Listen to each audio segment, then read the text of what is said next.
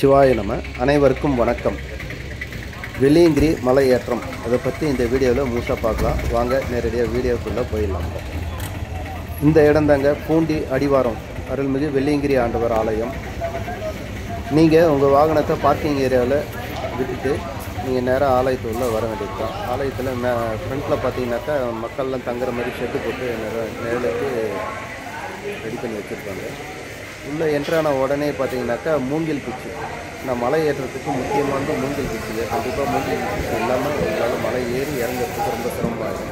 அதனால் அந்த மூங்கில் குச்சி இங்கே விற்பனை செய்கிறாங்க. ஒரு மூங்கில் குச்சி 30 ரூபா அந்த ரேட்டுக்கு விற்கிறாங்க. அப்புறம் மலை ஏற்றத்துக்கு உங்களுக்கு தேவையான தண்ணி பாட்டில், பிஸ்கட், ஸ்நாக்ஸு அதெல்லாம் வேணும்னாக்கா இங்கே கடை இருக்குது, அங்கே வாங்கிக்கலாம். வெள்ளியங்கிரி ஆண்டவர் கோயிலுக்கு நேராக கிட்ட போயிடுறோம். ஆலயத்தில் சாமியை தரிசனம் பண்ணிவிட்டு அதுக்கப்புறம் நம்ம வந்து மலை ஏற்றத்தை ஆரம்பிக்கலாம். இங்கே வந்து நைட்டு தங்கறதுக்கு இடம், மலை ஏரியை வந்து டயர்டில் எல்லாமே நைட்டில் ரெஸ்ட் எடுக்கிறதுக்கு சௌரியமான இடம். அப்புறம் அன்னதானமும் பண்ணுவாங்க. எந்த நேரம் அன்னதானம் உண்டு.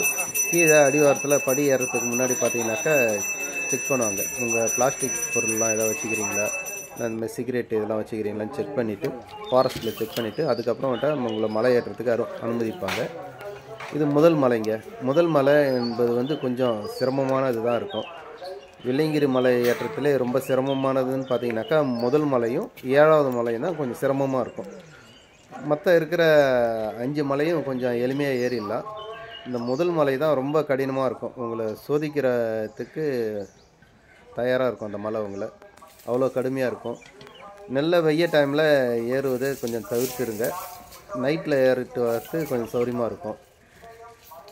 முதல் மலை ஏறும்போது நீங்கள் என்ன செய்யக்கூடாதுனாக்கா, வேகமாக ஏறக்கூடாது. நீங்கள் எந்த அளவுக்கு பொறுமையாக ஏறுறீங்களோ அந்த அளவுக்கு பொறுமையாக ஏறிக்கினே இருக்கணும். அங்கங்கே உட்காந்துடக்கூடாதுங்க. உட்காராமல் நேராக ஏறினே இருக்கணும். நீங்கள் பார்த்தீங்கன்னாக்கா ஒரு 2-3 பெண்டு இருக்கும். அந்த 2-3 போயிட்டு அந்த திரும்பி போயினே இருக்கும். நடக்கும்போது பொறுமையாக நடந்து மூச்சு வாங்கிச்சுனாக்கா கொஞ்சம் நின்று ரெஸ்ட் எடுத்துக்கங்க. ஆனால் உட்காராதீங்க. உட்காந்துட்டு திரும்ப நடக்கும்போது பார்த்தீங்கன்னாக்கா உங்கள் காலெல்லாம் பயங்கரமாக பிடிக்கும். அதனால் நீங்கள் உட்காராமல் எந்த அளவுக்கு உங்களால் பொறுமையாக ஏற முடியுமோ அந்த அளவுக்கு ஏறினே இருக்க வேண்டியது தான். உட்காரவே கூடாது. நீங்கள் கொஞ்சம் தூரம் ஏறினதுக்கப்புறம் பார்த்தீங்கன்னாக்கா ஒரு பாலம் ஒன்று வருங்க. அதுதான் முதல் மலையோட பாதி அடையாளம். அது ஒரு சின்ன பாலம் வரும். அந்த இடத்த தான் நீங்கள் போயிட்டு கொஞ்ச நாள் ரெஸ்ட் எடுத்துகிட்டு தண்ணி குடிக்கிறத கூட கொஞ்சம் உடனே குடிக்கக்கூடாது. கொஞ்சம் நாள் டைம் எடுத்துகிட்டு அப்புறமேட்டா தண்ணி குடிங்க. குடிச்சிட்டு அப்புறமேட்டா மறுபடியும் உங்கள் பயணத்தை தொடருங்க. பயணத்தின் போது பார்த்தீங்கன்னாக்கா இந்த மழை பெஞ்சதுனால அந்த கல்லாம் கொஞ்சம் படிக்கட்டெலாம் சரிஞ்சு போயிருக்கும். அதனால் கொஞ்சம் கரடு முரடாக இருக்கும். பார்த்தீங்களா, மேலே வந்து வழியில் நிறைய கடைலாம் இருக்கும். அந்த கடைக்கு தேவையான பொருள்லாம் வந்து எல்லாமே தலை சுமையாக தான் எடுத்துன்னு போய் ஆகணும். வேறு எந்த வழியுமே இல்லை. இந்த மலைக்கு எடுத்துன்னு போகிறதுக்கு, பொருட்கள் எடுத்துன்னு போகிறதுக்கு எல்லாமே தலை சுமையால் தான் எடுத்துன்னு போகணும். நீங்களும் மலை ஏற்றத்துக்கு வரவங்க ரொம்ப வெயிட் எடுத்துக்காதீங்க. தேவையான பொருள் மட்டும், அத்தியாவசியமான பொருள் என்னவோ அதை மட்டும் எடுத்துன்னு வாங்க. தண்ணி பாட்டில் ஒன்றே இருந்தால் போதும். வழியில் தண்ணி ஃபுல்லாக கிடைக்கும், அதில் எடுத்துக்கலாம். இப்போ நம்ம வந்து முதல் மலை கிட்ட நெருங்கியாச்சு முடிக்கிறதுக்கு. முதல் மலை எந்த இடத்த முடியும்னு பார்த்தீங்கன்னாக்கா வெள்ளை விநாயகர் ஆலயம். அந்த இடத்துல தான் முதல் மலை முடியும். அங்கே போயிட்டு விநாயகர் ஒரு தரிசனம் பண்ணிவிட்டு அதுக்கப்புறம் 2வது மலை அங்கேருந்து ஆரம்பிக்கும். அந்த இடத்த பார்த்தீங்கன்னாக்கா உங்களுக்கு கடைலாம் நிறையா இருக்குங்க. வெள்ளை விநாயகர் ஆலயத்தை எதிர்க்க கடை, லெமன் சோடா, தர்பூசணி, வெள்ளரி பிஞ்சு, இந்த மாதிரி உங்களுக்கு டீ, ஸ்நாக்ஸ் ஐட்டம்லாம் உங்களுக்கு அந்த வெள்ளை விநாயகர் ஆலயம் எதிர்க்க இருக்கிற கடையில் உங்களுக்கு எல்லாமே கிடைக்கும். நீங்கள் வந்து வெள்ளை விநாயகர் ஆலயத்தில் விநாயகரை ஒரு தரிசனம் பண்ணிவிட்டு அங்கே கொஞ்சம் நாள் ரெஸ்ட் எடுத்துங்க. அங்கே கொஞ்சம் நாள் ரெஸ்ட் எடுத்துகிட்டு அதுக்கப்புறம் நீங்கள் வந்து உங்கள் பயணத்தை தொடரலாம். இந்த இடத்துல இருந்து பார்த்தீங்கன்னாக்கா குரங்குகள் தொல்லை கொஞ்சம் அதிகமாக இருக்குங்க. அதனால் உங்கள் பேக்கெல்லாம் கொஞ்சம் ஜாக்கிரதையாக பார்த்துங்க. பேக்கிலேருந்து நீங்கள் ஏதாவது ஒரு கவரோ கேரி பேக்கோ இல்லை பேக்கை திறந்து எதாவது எடுத்திங்கனாக்கா குரங்கு உங்ககிட்ட வந்துடும். அதனால் பேக்கை மட்டும் கொஞ்சம் ஜாக்கிரதையாக பார்த்து வச்சுக்கோங்க. இப்போ வெள்ளை விநாயகர் ஆலயம் முதல் மலை முடிஞ்சிடுது. அடுத்தது 2வது மலை ஆரம்பம். அங்கேருந்து கொஞ்சம் தூரம் பார்த்தீங்கன்னாக்கா கொஞ்சம் சமதளமாக போகும். அப்புறம் கொஞ்சம் படிக்கட்டு வரும். அப்புறம் கரடு முரடான பாதையாக இருக்கும். இந்த இடத்துல நடுவில் பார்த்தீங்கன்னாக்கா சமமாக இருக்கும். நடுவில் பார்த்தீங்கன்னா வேர் கிராஸாகவும் பெரிய பெரிய கல்லுலாம் இருக்கும். அதனால் தடுக்கின்னு விழுந்துற மாதிரி ஆகிடக்கூடாது. அதனால் கொஞ்சம் ஜாக்கிரதையாக கவனமாக நடந்து செல்லுங்கள். நைட்டில் பயணம் பண்ணுறவங்க கண்டிப்பாக டார்ச் லைட் இருக்கணுங்க. டார்ச் லைட் இல்லைனாக்கா ரொம்ப சிரமமாக இருக்கும். செல்ஃபோன் டார்ச் மட்டும் நம்பின்னு வந்துடாதீங்க. சார்ஜ் இல்லைன்னா அதுக்கப்புறம் உங்களால் ஒன்றும் செய்ய முடியாது. அதனால் நீங்கள் டார்ச் லைட்டு நீங்கள் கொண்டுன்னு வாங்க. அப்படி இல்லைனாக்கா கீழே அடிவாரத்தில் டார்ச் லைட்லாம் கிடைக்குது. அதை வாங்கி கொண்டுக்கிட்டு நீங்கள் மலை பயணத்தை ஆரம்பிக்கலாம். இப்போ இந்த 2 மரத்தை பார்த்தீங்கன்னாக்கா உங்களுக்கு ஒரு கேட்டு போட்ட மாதிரி இருக்குங்க. ஒரு நுழைவாயில் மாதிரியே இருக்கும். அந்த 2 மரத்தையும் பார்த்தீங்கன்னாக்கா அழகாக இருக்கும். அந்த இடத்துல நின்று ஃபோட்டோ எடுக்கிறதுக்கெலாம் கொஞ்சம் அற்புதமாக இருக்கும். இயற்கை விரும்புகிறவங்க ரொம்ப இதை இந்த பயணத்தை அனுபவிப்பாங்க. அந்த அளவுக்கு ரொம்ப இயற்கையாக இருக்கும். இந்த இடத்துல பார்த்தீங்கன்னாக்கா மூங்கில் மரம்லாம் நிறையா இருக்கும். இப்போ நம்ம போகும்போது பார்த்தீங்கன்னாக்கா அணில், காட்டு அணில் கொஞ்சம் கலராக இருக்கும். அந்த அணில் பார்க்குறதுக்கு நல்லா அருமையாக இருக்கும். அதில் பார்க்குறவங்க அதை கல்லால் அடிக்கிறதுக்கு டிஸ்டர்ப் பண்ணாத அழகாக பார்த்துக்குங்க.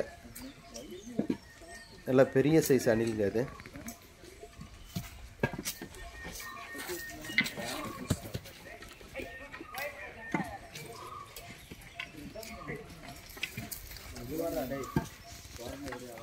அப்படியே அணிலை பார்த்தோம். அதுக்கு பக்கத்துலேயே பார்த்தீங்கன்னாக்கா குரங்குகள் கூட்டமாக உட்காந்துன்னு இருக்கும். இது ஏன் இங்கே உட்காருதுனாக்கா, நம்ம போகிறவங்க எல்லாருமே அதுங்களுக்கு ஏதாவது சாப்பிட்றதுக்கு பழம், பிஸ்கெட்டு, ஸ்நாக்ஸு ஏதாவது கொடுக்குறோம். அதுக்காக வேண்டிதான் அது எல்லாமே வழியில் உட்காருதுங்க. நம்ம எதுவுமே கொடுக்கலனாக்கா அது நம்மளை எதிர்பார்த்து இங்கே உட்காராது. அது காட்டுக்குள்ளே போயிட்டு அது மட்டும் தனியாக சாப்பிட ஆரம்பிச்சிடுங்க. அதனால் கொடுக்கறத தவிர்த்துருங்க. அதுங்களே தானாக அதுங்களுக்கு தேவையானதை எடுத்துக்கும். முதல் மலை, 2வது மலையில் நீங்கள் கொஞ்சம் தூரம் போனதுக்கப்புறம் பார்த்தீங்கன்னாக்கா வழுக்குப்பாறைன்னு ஒன்று வருங்க. வழுக்குப்பாறை வெய்ய டைமில் ஏறுறது ரொம்ப சிரமமாக இருக்கும். பொடி சுடும். ஃபுல்லாகவே பாறையாகவே இருக்கும். அதனால் சில பேர் செருப்பு போட்டுன்னு வருவாங்க. அவங்களுக்கு அதை பற்றி கவலை இல்லை. பெரும்பாலும் ஆன்மீக ரீதியாக வரவங்க செருப்பு போடாமல் தான் வருவாங்க. செருப்பு போடாத வரும்போது பார்த்தீங்கன்னாக்கா இந்த வெய்ய டைமில் இந்த மலை ஏறுறது ரொம்ப சிரமமாக இருக்கும்.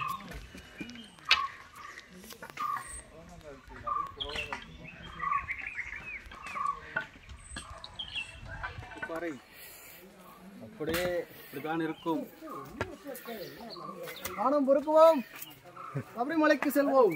சபரிமலை இல்லையா இப்பா, வெள்ளைகிரி. சற்று வழுக்குப்பாறைன்னு பார்த்தீங்கன்னாக்கா ஒரு பெரும்பகுதி ரொம்ப நீட்டாக இருக்கும். எப்படியும் ஒரு 100 மீட்டர்கிட்ட இருக்கும். 100 மீட்டருன்னு பார்த்தீங்கன்னாக்கா அப்படியே ஒரே கல்லெல்லாம் ஆனது மாதிரி இருக்கும்.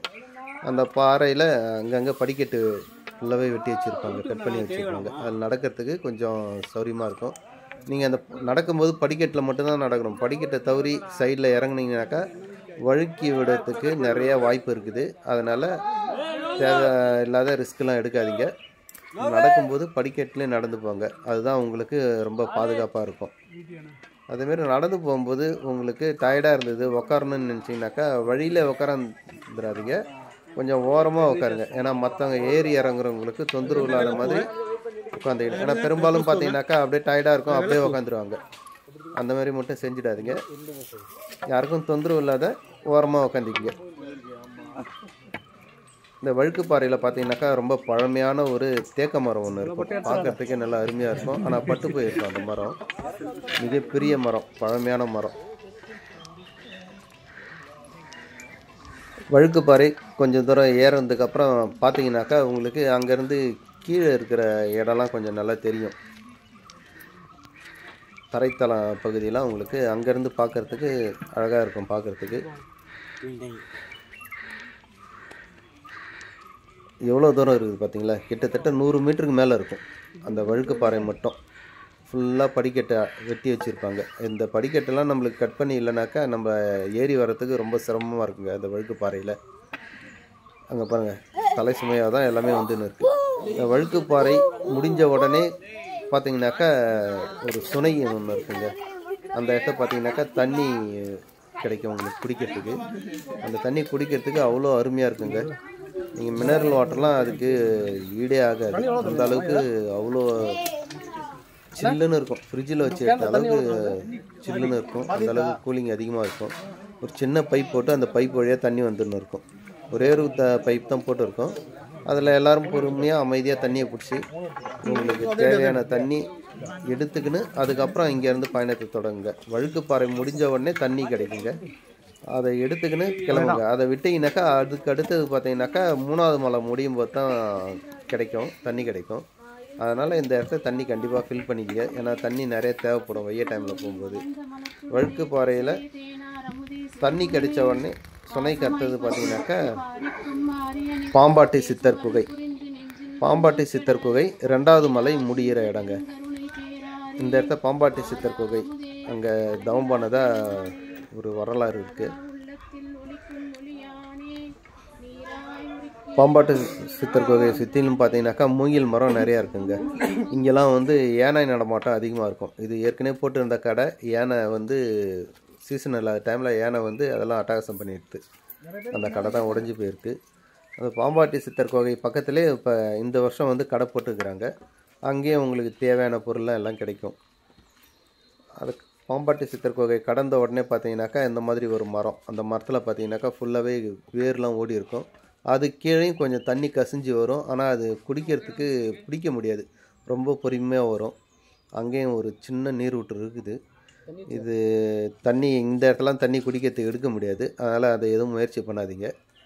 அதை கடந்து அப்படியே கொஞ்சம் தூரம் போயினே இருந்தீங்கன்னாக்கா கொஞ்சம் மலை சரிவாக இருக்கும், படிக்கட்டு இருக்கும்.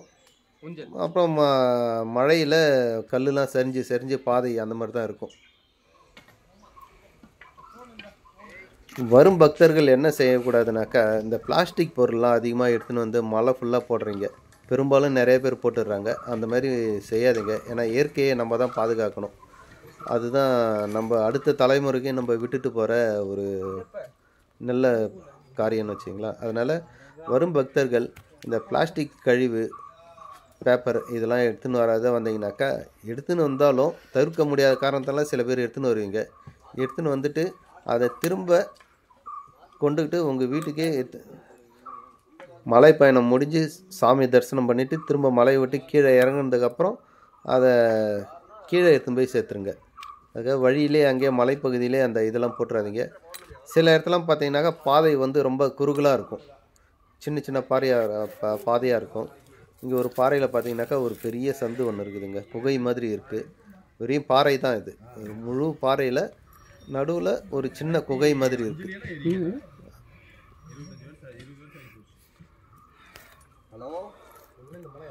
இந்த பெரிய பெரிய பாறையெல்லாம் இருக்குங்க வழியில். அது பக்கத்துலேயே பார்த்தீங்கன்னாக்கா பாதை வந்து ரொம்ப குறுகலாக இருக்கும்.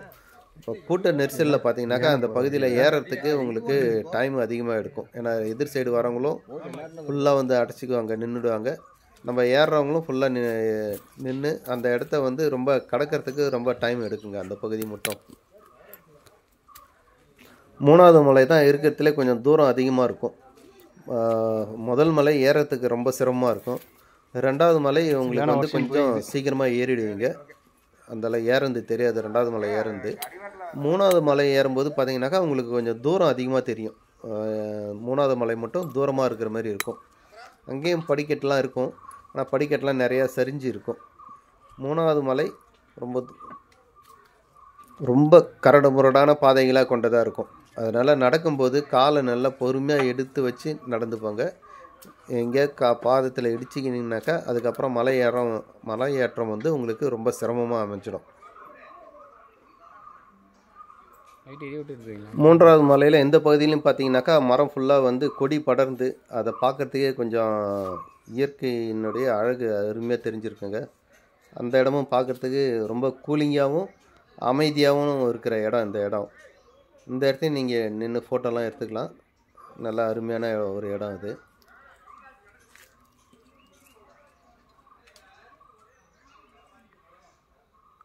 ஃபுல்லாக அப்படியே கொடியாக ஓடி இருக்குது பரவாயில்ல. மரம் ஃபுல்லாக ஏதோ கொடியாக ஓடி இருக்குது.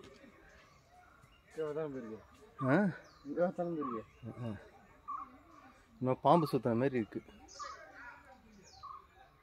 3வது மலைன்னு பார்த்தீங்கன்னாக்கா ரொம்ப அடர்ந்த வனப்பகுதியாகவே இருக்குங்க.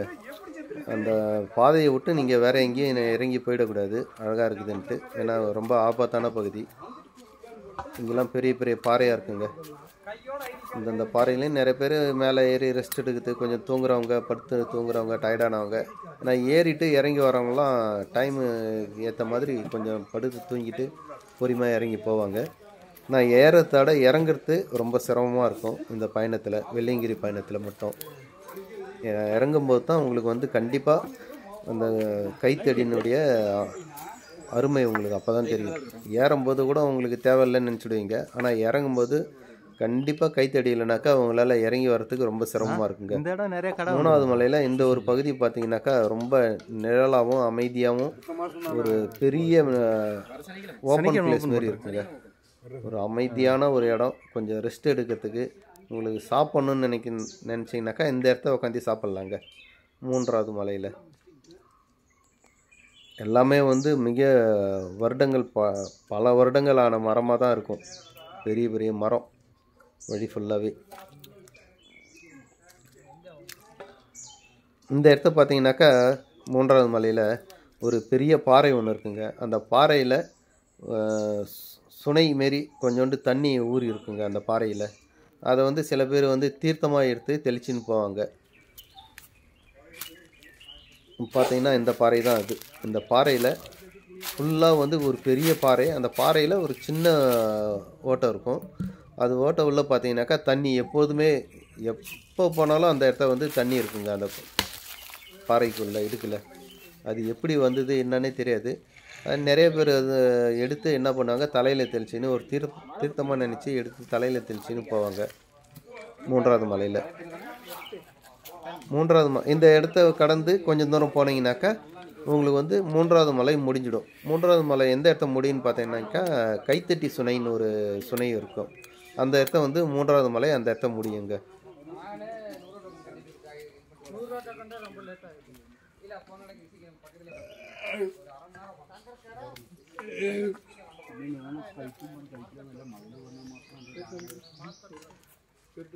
நம்ம இப்போ அப்படியே நடந்து வந்து கைத்தட்டி சுனைண்ட வந்தாச்சு. கைத்தட்டி சுனைண்ட முதல்லாம் பார்த்தீங்கன்னாக்கா உள்ளே போயிட்டு தண்ணி பிடிக்கணும். அந்த இடத்த கை தட்டினீங்கன்னாக்கா தண்ணி கொஞ்சம் அதிகமாக வரும்னு சொல்லுவாங்க. அதனால் அதுக்கு பேர் வந்து கைத்தட்டி சுனைன்னு பேர் வந்தது. இப்போ வந்து அது கொஞ்சம் உள்ளே போயிட்டு அடர்ந்த பகுதியாக இருக்குதுன்றதுனால அந்த இடத்த வந்து ஒரு பைப்பு போட்டு வெளியே எடுத்துன்னு வந்துட்டாங்க. இருந்தாலும் சில பேர் அந்த இடத்தையும் தண்ணி பிடிப்பாங்க, இந்த பைப்லேயும் பிடிக்கலாம், எந்த இடத்த வேணாலும் பிடிக்கலாம். அதுக்கடுத்து பார்த்தீங்கன்னா இதுக்கு மேலே ஒரு இடம், அப்படியே ஒரு 10 அடி நடந்து போனீங்கன்னாக்கா இன்னொரு இடம் வரும், அந்த இடத்தையும் தண்ணி வரும், அதுக்கு மேலேயும் போய் பிடிச்சிக்கலாம். அந்த கைத்தட்டி சுனையில் பக்கத்துலேயே பார்த்தீங்கன்னாக்கா ஒரு சின்ன குகை ஒன்று இருக்குங்க. ஆனால் அது பார்த்தீங்கன்னா குகை மாரி தெரியாது, வெளியேருந்து பார்த்தீங்கன்னாக்கா ஒரு சின்ன சந்து மாரி தான் தெரியும். ஆனால் ஒரு ஆள் உள்ளே போகலாம், அதில் கொஞ்சம் இறங்குறதுக்கு மட்டும்தான் சிரமமாக இருக்கும். உள்ளே இறங்கிட்டிங்கனாக்கா அதுக்கப்புறம் ஃப்ரீயாக உள்ளே போகலாங்க. அந்த குகையின் வந்து ஒரு உள்ளே போயிட்டு ஒரு 20-30 பேர் உள்ளே உட்கார்ற அளவுக்கு நல்ல பெரிய இடமா இருக்கும் அந்த குகையில். இந்த இடத்தையும் வந்து ஒரு கைத்தட்டி சுனைக்கு எதிர்க்க பார்த்தீங்கன்னாக்கா ஒரு பெரிய பாறை ஒன்று இருக்கும். அந்த பாறை மேலே உட்காந்து எல்லாம் கொஞ்சம் ரெஸ்ட் எடுத்துகிட்டு சாப்பிட்றதுனாக்கா சாப்பிடுவாங்க. ரெஸ்ட் எடுத்துகிட்டு அதுக்கப்புறம் நீங்கள் வந்து இந்த இடத்த வந்து 4வது மலை ஆரம்பிக்கும். 4வது மலை எப்படின்னாக்கா கொஞ்சம் தூரம் வந்து படிக்கட்டு, கொஞ்சம் கரடுமுரடான பாதையாக இருக்கும். அதுக்கப்புறம் பார்த்தீங்கன்னாக்கா உங்களுக்கு சமவெளி ஆரம்பிச்சிடுங்க 4வது மலையிலேருந்து.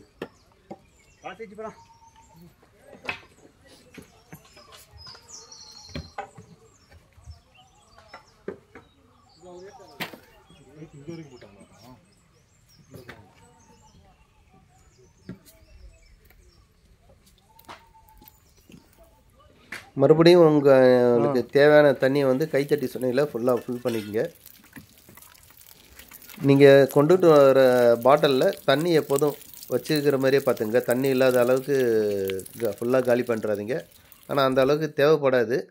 உங்களுக்கு தண்ணி 2வது மலையில் கிடைக்கும், 3வது மலையில் கிடைக்கும் முடியும் போது. அதுக்கப்புறம் 4வது மலை 5வது மலைலாம் அந்த அளவுக்கு தண்ணி உங்களுக்கு பெருசாக தேவைப்படாது. அதனால் அந்த இடத்த தண்ணியை பிடிச்சின்னு அதுக்கப்புறம் ஏற ஆரம்பிங்க. அந்த பாதை வந்து இந்த இடத்த கொஞ்சம் சிரமமாக தாங்க இருக்கும், கொஞ்சம் தவழ்ந்து போகிற மாதிரி தான் இருக்கும். தண்ணி பிடிச்சிட்டு அப்புறம்ட்டா ஏறுற வழி 4வது மலை ஆரம்ப பகுதி. அதை கடந்து கொஞ்சம் தூரம் போயிட்டிங்கனாக்கா அதுக்கப்புறம் உங்களுக்கு எளிமையாக இருக்கும். அதுக்கப்புறம் கொஞ்சம் தூரம் போனீங்கன்னாக்கா ஒரு ஈச்சங்காடு மாதிரி அப்படியே ஈச்ச மரம், சின்ன சின்ன மரமாக ஈச்ச மரம் தான் நிறையா இருக்கும் அந்த பகுதி ஃபுல்லாகவே. இந்த பகுதியை தான் வந்து ஒரு 2 வருஷத்துக்கு முன்னாடி பார்த்தீங்கன்னாக்கா ஃபுல்லாகவே எரிஞ்சு போச்சு. இந்த ஈச்ச மரம் எல்லாமே எரிஞ்சு போச்சு. 4வது மலை 5வது மலை வரைக்கும் ஃபுல்லாகவே நிறைய எரிஞ்சு போச்சு, வெயிலில் காஞ்சி போய். ஆனால் இந்த தடவை வந்து மழைலாம் பெஞ்சு மறுபடியும் அந்த இயற்கை தன்னைத்தானே மீட்டு எடுத்துக்கிச்சு. ஃபுல்லாகவே வந்து கோரப்பில்லு, ஈச்ச மரம், கன்று இதுதான் நிறையாவே இருக்கும் அந்த பகுதியில்.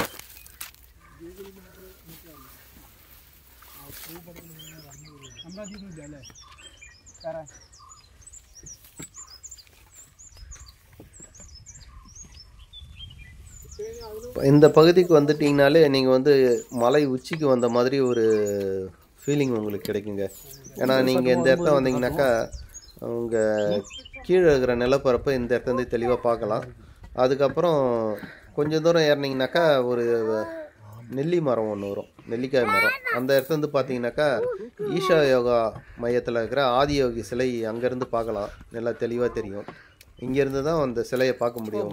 நீ தான் முன்னாடி அதுக்கப்புறம் வீடியோவில் அங்கேருந்து கொஞ்சம் தூரம் அப்படியே நடந்து போகணும். பாதை வந்து கரடு முரடாக தாங்க இருக்கும். எல்லாம் மழை பெஞ்சு அந்த வழியாக தண்ணி வர வழி இதெல்லாம். ஆமாம், அதெல்லாம் பாறையெல்லாம் சரிஞ்சு இருக்கும். அது நடக்கும்போது சில பாறையெல்லாம் உருண்டு ஓடுறதுக்கு வாய்ப்பு அதிகமாக இருக்குது. அதனால் நடக்கும்போது கொஞ்சம் பார்த்து நடந்துருங்க.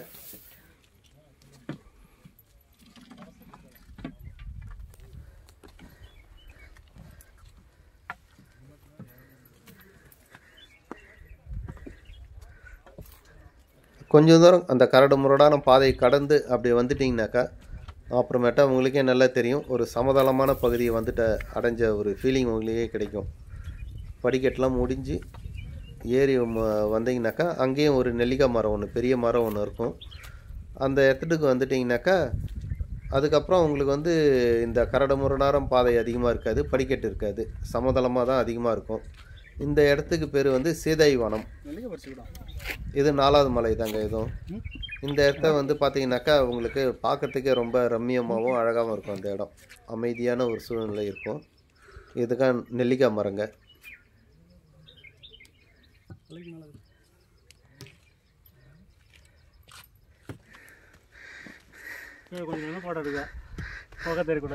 அதுக்கப்புறம் இந்த பாதை பார்த்தீங்கன்னாக்கா கொஞ்சம் சமதளமாக தான் இருக்கும், ஆனால் ஏறுறதுக்கு கொஞ்சம் சிரமமாக இருக்கும். ஆனால் வெய்ய டைமில் வந்தீங்கன்னாக்கா உங்களுக்கு ரொம்ப கடினமான பயணமாக அமைஞ்சிடும். அதனால் வெய்ய டைமில் வர்றதுக்கு தவிர்த்துருங்க. ஏன்னா ஒதுங்கிறதுக்கு இங்கே இடம் கிடையாது. மரமே இதுக்கப்புறம் பெரிய பெரிய மரம்லாம் அதிகமாக பார்க்க முடியாது. எல்லாம் சின்ன சின்ன மரம், பில்லு, செடி இந்த மாதிரி தான் இருக்கும். அதனால் ஒதுங்கிறதுக்கும் உங்களுக்கு இடம் கிடைக்காது. பார்த்தீங்கனாலே உங்களுக்கே தெரியும், எல்லாமே வந்து பெரிய பெரிய பாறைகள், பில்வெளிகள் இப்படி தான் இருக்கும். ஆனால் இடம் வந்து ஃபுல்லாக பார்த்தீங்கன்னாக்கா சமதளமாக இருக்கும். அப்படியே நடந்து போயினே இருக்கலாம், அந்தளவுக்கு சமமாக இருக்கும்.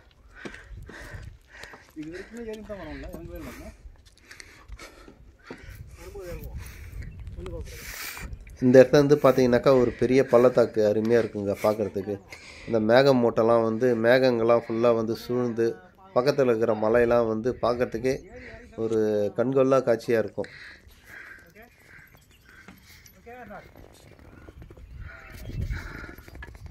இப்போ பார்த்தீங்களா, அதுதான் பீபன் கலியுருண்டை பாறை. அப்போ அந்த இடத்த தான் நம்ம போகணும். இது வந்து பக்கத்து மலை.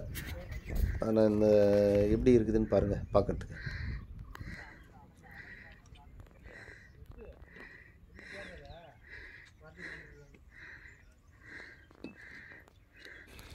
இந்த பகுதியில் மண் வெட்டி வச்சுக்கிறாங்கனாக்கா, கட் பண்ணி வச்சுக்கிறாங்கனாக்கா அந்த இடத்த கடை வருங்க. அது இன்னும் கடை போட ஆரம்பிக்கலை. இந்த வருஷம் வந்து கொஞ்சம் சீக்கிரமாக ஓப்பன் பண்ணிட்டாங்க. அதனால் சீசன் சீக்கிரமாக ஓப்பன் பண்ணதுனால கடை வந்து ஆரம்பத்தில் வரல, எல்லா கடையும் வரல, ஒரு சில கடை தான் வந்து இருக்குது. இதுக்கப்புறம் தான் சிவராத்திரிக்கு அப்புறம், மகா சிவராத்திரிக்கு அப்புறம் தான் வந்து முழுமையாக எல்லா கடையும் வர ஆரம்பிச்சிடும். அது வரைக்கும் சில கடை தான் இருக்கும்.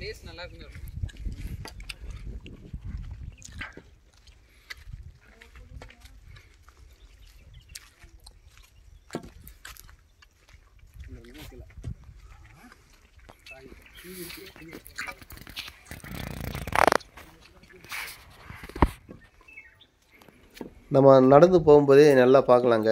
எதிர்க்க போகிறவங்க நல்லா தெளிவாக தெரியும். ரொம்ப தூரத்தில் தெரிகிற மாரி இருக்கும். லைனாக போயின்னு இருப்பாங்க. நம்ம என்னடா அவ்வளோ தூரமாக போகணுன்னு நினைப்போம். ஆனால் நடந்து போக சீக்கிரமாக போயிடுவோம். இந்த பகுதி பார்த்திங்கன்னா கொஞ்சம் குறுகலாக இருக்கும். செடிலாம் அடர்ந்து போய் வளர்ந்து ரொம்ப குறுகலாக இருக்கும். இந்த பகுதியிலையும் நடந்து போகிறதுக்கு கொஞ்சம் சிரமமாக இருக்கும். கும்பல் அதிகமான டைமில் நடக்கிறதுக்கு கொஞ்சம் சிரமமான பகுதி இது. அதுக்கப்புறம் ஒரு சின்ன ஏத்தம் வருங்க. அந்த ஏத்தம் ஏறி முடிச்சிங்கனாக்கா 4வது மலை முடிஞ்சிடும். 4வது மலை முடிகிற இடத்த பார்த்தீங்கன்னாக்கா ஒட்டஞ்சித்தர் ஜீவ சமாதின்னு இருக்கும். அந்த இடம் தான் 4வது மலை முடிஞ்சு 5வது மலை ஆரம்பிக்கும்.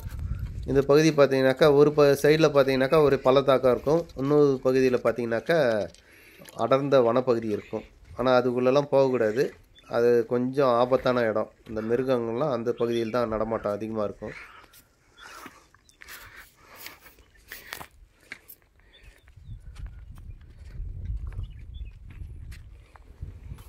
இப்போ இந்த கோடு மாதிரி இருக்குது, சின்ன பள்ளமாக இருக்குது. இதெல்லாம் பார்த்தீங்கன்னாக்கா மழை பெஞ்சு அந்த வழியாக தண்ணி வழிஞ்சு ஓட்டின பகுதி இதெல்லாம். இந்த உள்ளத தண்ணி ஓட்டின பகுதி இதெல்லாம். இப்போ நம்ம வந்து ஒட்டஞ்சித்தர் ஜீவசமாதி வந்தாச்சுங்க. ஒட்டஞ்சித்தர் ஜீவசமாதினாக்கா நீங்கள் கீழே ஏறி வந்தீங்க பாருங்கள். அந்த படிக்கட்டெல்லாம் அமைச்சு கொடுத்தவர் இவர் தாங்க. ஒட்டஞ்சித்தர் தான் அமைச்சு கொடுத்தாரு அந்த படிக்கட்டெலாம். அதுக்காக தான் அவருக்கு வந்து இந்த பகுதியிலே வந்து அவருக்கு ஜீவசமாதி அமைச்சிட்டாங்க. ஒட்டஞ்சித்தர் ஜீவசமாதி. அந்த இடத்த எல்லாருமே வந்து விளக்கேற்றி சாமி தரிசனம் பண்ணிவிட்டு அதுக்கப்புறம் அங்கேருந்து அவங்களுடைய வேண்டுதலை வேண்டிக்கின்னு அதுக்காக சில பேர் அந்த கல்லாம் எடுத்து அடுக்கி வச்சுட்டு போவாங்க. அதுதான் அந்த கல்லெலாம் அடுக்கி இருக்கிறது. அந்த இடத்த வந்து அவர் தரிசனம் பண்ணிட்டு உங்களை வேண்டுதலை அந்த சாமிக்கிட்ட வச்சுட்டு மறுபடியும் அங்கேருந்து இந்த இடம்லாம் உங்களுக்கு வந்து பெருசாக டயர்டாகாதுங்க. அப்படியே பொறுமையாக அழகாக நடந்து போயிடலாம்.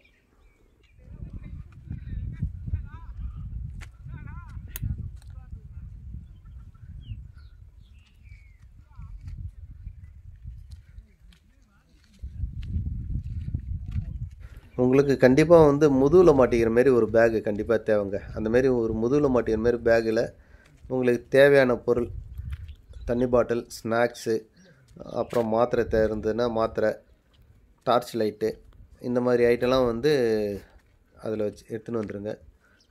சுமை அதிகமாக எடுத்துன்னு வராதிங்க. தேவையில்லாத பொருளை எதுவுமே எடுத்துன்னு வராதிங்க. ஏறி இறங்கிறதுக்கு கொஞ்சம் சிரமமாயிடும்.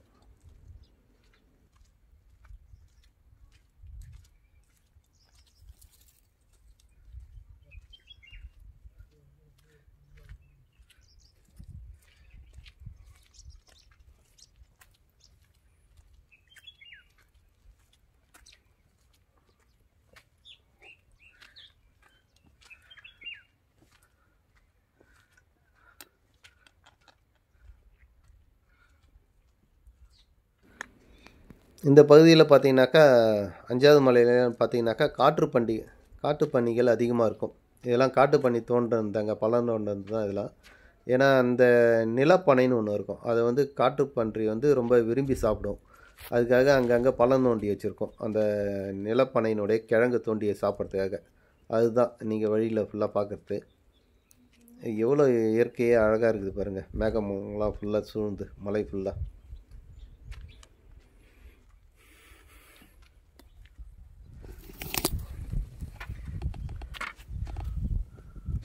அப்படியே நம்ம வந்து பீமன் கலியுருண்டை பாறை நம்ம அவ்வளோ தூரத்துலேருந்து பார்த்தோம். இப்போ அதுக்கிட்டே வந்தாச்சு. பீமன் கலியுருண்டை பாறைக்கிட்டே வந்தாச்சுங்க. பீமன் கலியுருண்டை பாறையை கடந்து கொஞ்சம் தூரம் போனீங்கனாலே ஒரு சின்ன பாதையிலே பார்த்தீங்கன்னா ஒரு சின்ன பாறை இருக்கும். பெரிய பாறை பாதையிலே கொஞ்சம் பெருசாக இருக்காது. முழுமையாக அந்த மண்ணில் புதஞ்ச மாதிரி இருக்கும். அந்த பாறை மேலே நின்று பார்த்தீங்கன்னாக்கா கிரிமலைன்ற 7வது மலை உச்சி அந்த இடத்துல தான் தெரியும். இது வந்து பள்ளத்தாக்கை பார்த்து ரசிக்கிற பகுதிங்க. அங்கே இதெல்லாம் நல்லா ஃபோட்டோலாம் எடுப்பாங்க எல்லோரும். நல்லா காற்று நல்லா அருமையாக இருக்கும் இந்த இடம். இப்போ நம்ம சொன்ன பாறை வந்து இந்த பாறை தாங்க. இந்த பாறை மலை ஏறினீங்கனாக்கா உங்களுக்கு வந்து 7வது மலையினுடைய உச்சி இந்த இடத்துலேருந்து தான் தெரியும். அதுக்கு முன்னாடி உங்களால் அந்த 7வது மலை உச்சியை பார்க்க முடியாது. இந்த இடத்த ஏறி நின்று 7வது மலை உச்சியை கிரிமலைன்னு சொல்கிறக்கூடிய 7வது மலை உச்சியை அங்கே தாங்க நம்ம இடத்துக்கு போகணும். அங்கே தான் சாமி, அங்கே தான் அந்த இடத்துல தான் இருக்கிறார். அந்த இடத்த சாமியை ஒரு ஒரு கும்பிடு வச்சுட்டு அங்கேருந்து மறுபடியும் நம்ம நடக்க ஆரம்பிக்க வேண்டியது தான்.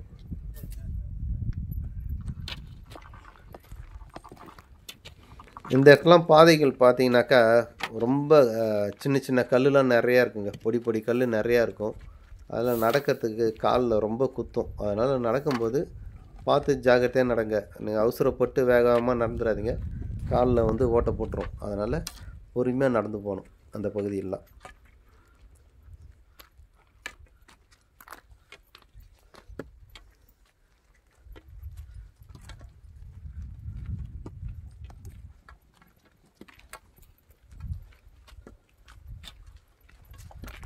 ரோட்டாக இருக்க மாதிரி தான், ஆனால் போயின்னு இருக்குல்ல. அங்கே பள்ளம் இல்லை, ஏறி இறங்கணுன்னே பள்ளம் இல்லை, பள்ளத்துலேருந்து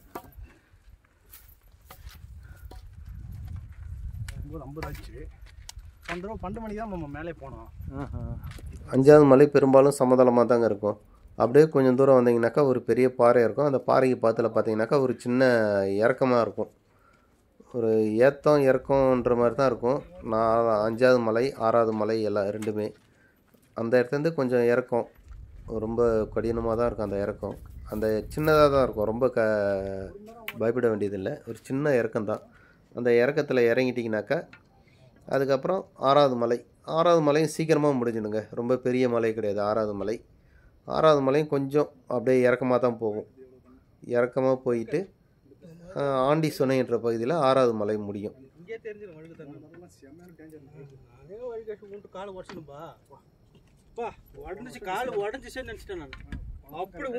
டிசம்பர் 15 கிட்ட ஏறும்போது 6வது மலை தாண்டவே முடியல. 7வது மலைக்கு அவ்வளோ பிப்ரவரி 13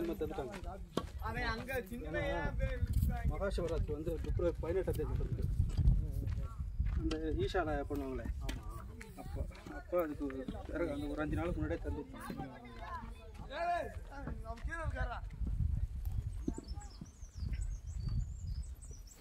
6வது மலையில் பார்த்தீங்கன்னாக்கா பெரும்பாலும் ஒரு இறக்கமாகவே தான் இருக்கும். 6வது மலை முழுமையும் கொஞ்சம் தூரம் சமதளமாக இருக்கும், அப்புறம் இறக்கமாக இருக்கும். அது முடிகிற இடத்த பார்த்தீங்கன்னாக்கா ஒரு வனப்பகுதி உள்ளே போகிற மாதிரி இருக்கும். ஒரு சின்ன வனப்பகுதி மாதிரி இருக்கும். அடர்ந்த பகுதியாக இருக்கும். நல்லா குளிர்ச்சியாக இருக்கும் அந்த பகுதியெலாம். ஆனால் அந்த பகுதியில் நடக்கும்போது கொஞ்சம் ஜாக்கிரதையாக நடங்க. அந்த இடத்துல அட்டைப்பூச்சிலாம் நிறையா இருக்கும். 6வது மலையில் முடிவில் பார்த்தீங்கன்னாக்கா அட்டைப்பூச்சிகள் அதிகமாக இருக்கும். அப்புறம் சின்ன சின்ன பாம்புலாம் இருக்கிறதுக்கு நிறைய வாய்ப்பு அதிகமாக இருக்குது. நாங்கள் நிறைய தடவை பாம்பெல்லாம் பார்த்துருக்கோம். போகிறீங்க. அதனால் 6வது மலையில் கொஞ்சம் பேர் என்ன? பார்த்து ஜாக்கிரதையாக இறங்கிப்பாங்க. பேரண்ட்ஸா? லாரன்ஸ். என் பேர் ராகவன்.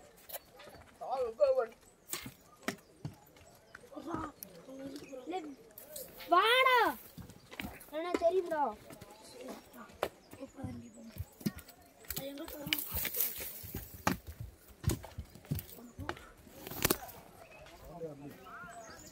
இந்த இடம் வந்து ரொம்ப அடர்ந்த வனப்பகுதியாக இருக்கும். ரொம்ப குளுமையாக இருக்கும். இந்த பகுதி வந்து ரொம்ப குளுமையாக இருக்கும். அதனால் நைட்டில் வந்து வரீங்கனாக்கா இந்த இடம் ரொம்ப கூலிங் அதிகமாக இருக்கும். பகல்லனாக்கா பெருசாக தெரியாது. ஆனால் மற்ற பகுதியில் பகலில் வரும்போது உங்களுக்கு வந்து வெயிலினுடைய தாக்கம் அதிகமாக இருக்கும்.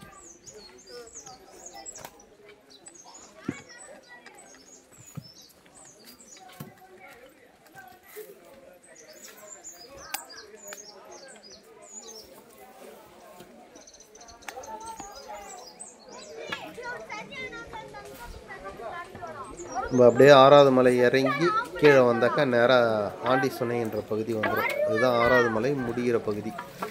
ஆண்டி சுனையில் தண்ணி பார்த்தீங்கன்னாக்கா எந்த காலத்துலேயும் உங்களுக்கு வந்து தண்ணி இந்த இடத்த வற்றாத தண்ணி வந்து கொண்டே இருக்கும். இந்த பகுதியில் எல்லாருமே வந்து குளியல் போட்டுட்டு அதுக்கப்புறம் மேலே ஏற ஆரம்பிப்பாங்க. குளிக்க வர நண்பர்கள் என்ன செய்யக்கூடாதுனாக்கா, நிறைய பேர் என்ன பண்ணுறாங்கனாக்கா குளிச்சுட்டு அவங்களுடைய உள்ளாடைகள் துண்டு இது எல்லாத்தையும் ஈரமானதுக்கப்புறம் தூக்கி போகிறது கஷ்டமாக இருக்குதுன்னு சொல்லிட்டு இங்கேயே போட்டுருக்காங்க. ஆனால் அந்தமாரி தவறு மட்டும் செய்யாதீங்க. இங்கே குளிச்சுட்டு இங்கே ஒரு சாமி இருப்பார்.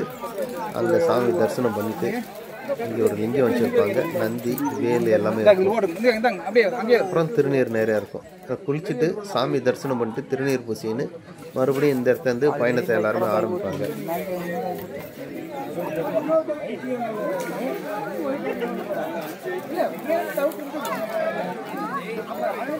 இந்த பகுதியில் பார்த்தீங்கன்னா குளிக்கிறதுக்குன்னே கட்டை கட்டி தண்ணி கொஞ்சம் தேக்கி வச்சுருப்பாங்க. அங்கே தான் குளிக்கணும்.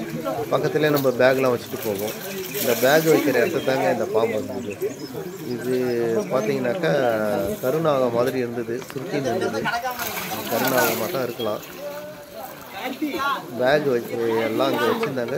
துண்டுலாம் வச்சுருந்தாங்க. அது பக்கத்தில் தான் இருந்தது. அதை கவனிக்கல. அதுக்கப்புறம் அதை கவனிச்சுட்டு அங்கேருந்து எல்லோரும் பேக்லாம் எடுத்துட்டாங்க. பார்த்தீங்கன்னாக்கா நகர்த்து போகிறவங்க கொஞ்சம் ஜாக்கிரதையாக இருந்துங்க. ஏன்னா ரொம்ப பெரிய விஷயம் கருநாகம். எல்லாரும் போட்டு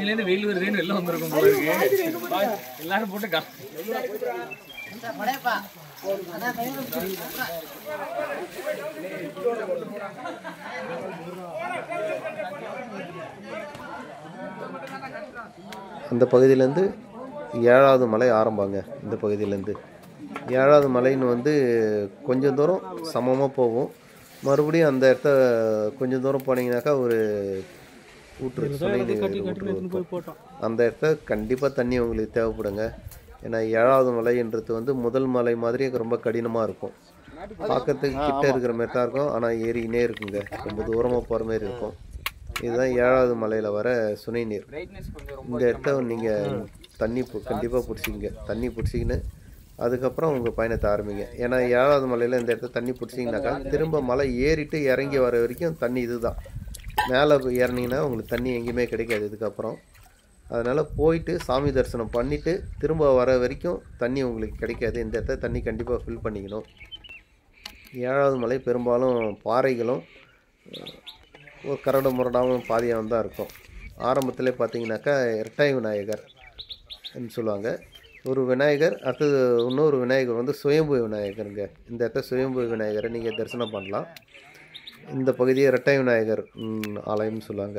இந்த இடத்த வந்து விநாயகரை தரிசனம் பண்ணிட்டு மறுபடியும் பயணத்தை ஆரம்பிக்கலாம். ஆனால் பயணம் பெரும்பாலும் வந்து பாறைகள் மேலே தான் இருக்கும். பாறைகள் அப்புறம் கொஞ்சம் கரடு முரடான பாதை அப்படி தான் இருக்கும். பாதை வந்து அதனால் ஏறத்துக்கு 7வது மலை ஏறத்துக்கு கொஞ்சம் சிரமமாக இருக்கும்.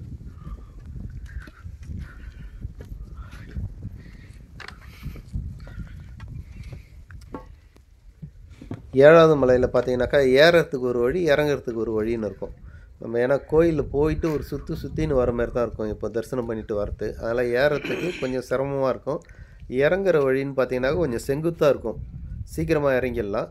ஆனால் ஏறும்போது பார்த்தீங்கன்னாக்கா அந்த வழியில் ஏற முடியாது. ஏன்னா ரொம்ப கடினமாக இருக்கும். அதனால் ஏறுற வழியில் ஏறிட்டு இறங்குறதுக்கு வேறு வழியில் இறங்கி வந்துட வேண்டியது தான். இது வந்து பக்கத்தில் இருக்கிற மலைங்க. பார்க்குறதுக்கே ரொம்ப இயற்கையினுடைய அற்புதமாக இருக்கும். 7வது மலை முடிவில் பார்த்தீங்கன்னாக்கா வெள்ளையங்கிரி ஆண்டவர் ஆலயம் குகை கோயில் நம்ம நெருங்கியாச்சு.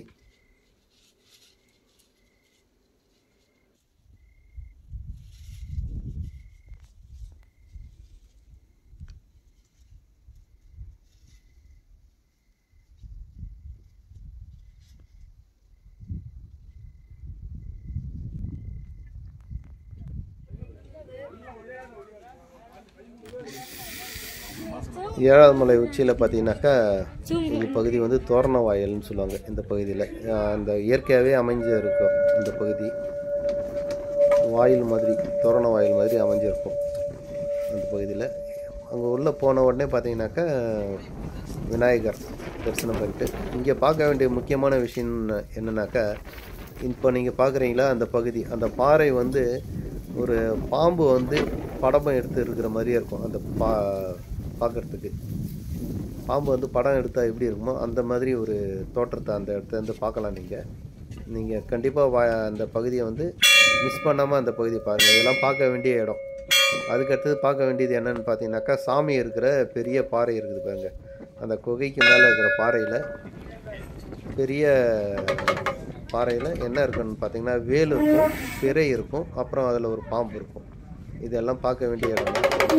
விநாயகரை முடிச்சுட்டு ராகு கேது ஆலயம் அதை முடிச்சுட்டு அதுக்கடுத்தது பார்த்தோம்னா அம்பாள் தரிசனம், அதுக்கடுத்தது சாமி தரிசனம். இப்போ வந்து விநாயகருக்கு பூஜை நடக்கிறது.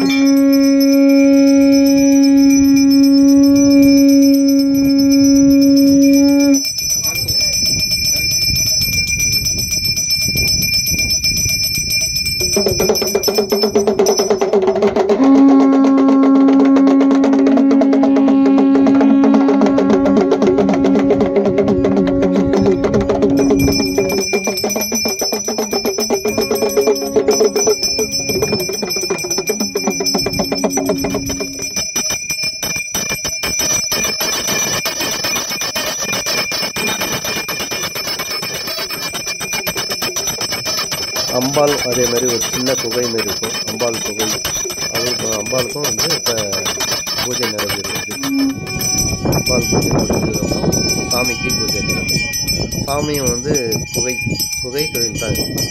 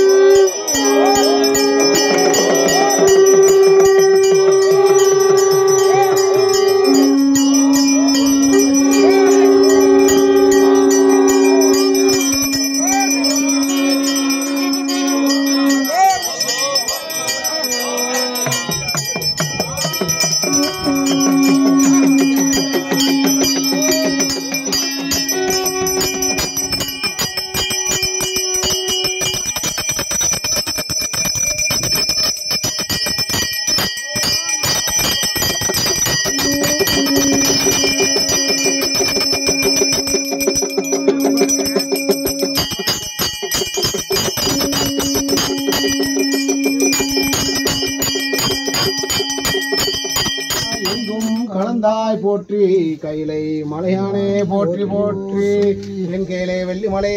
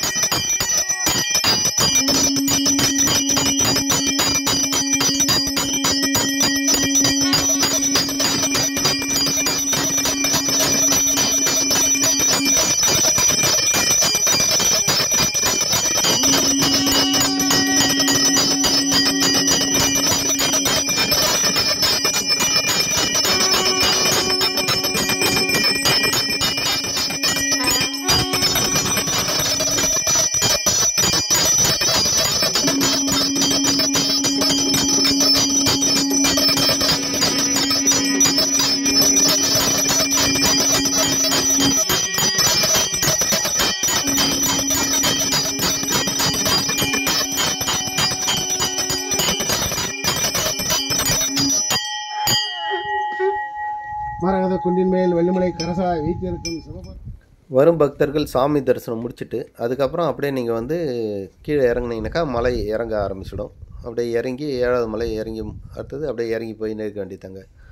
வரும் பக்தர்கள் என்ன பண்ணக்கூடாதுனாக்கா, கண்டிப்பாக வந்து இயற்கையை பாதுகாக்கிற மாதிரி நடந்துக்க. தேவையில்லாத அந்த பிளாஸ்டிக் கழிவுகளை கொண்டு வந்து போடாதீங்க. முக்கியமான தவிர்க்க வேண்டிய விஷயம் அதுதான். அப்போ தான் நம்ம வந்து அடுத்த தலைமுறைக்கு நம்ம இந்த இயற்கையை விட்டுட்டு போக முடியும். நன்றி, வணக்கம்.